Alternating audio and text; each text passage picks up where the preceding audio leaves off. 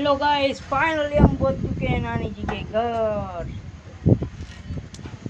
तो hello guys, welcome to the this new vlog. मैंने बोला था हम जाएंगे नानी जी के घर, तो हम अभी पहुंच चुके हैं। और तो हम अभी मैं 4 साइड के नीचे बैठा हूँ।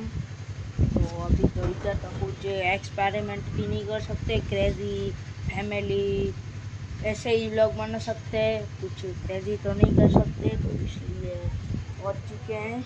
ये पूरा का पूरा गाँव इधर का अभी दिखाता हूँ, देख ही सकते हो। तो इधर है हमारी, ये रही लैम्बोर्गिनी, नहीं नहीं सॉरी गैस, हायाबुसा कैटियर।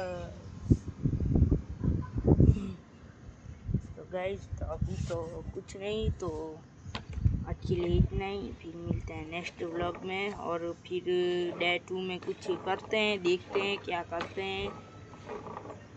तो मैंने सोचा था कि हम बहुत 1:30 बजे ही गए थे, पर मैंने सोचा फिर खा बा के उतरे, तो अभी तो 2:30 बजे, कलाक तो ऐसे ही निकल गया, पता ही नहीं चला इधर। तो फिर मिलते हैं डे 2 में।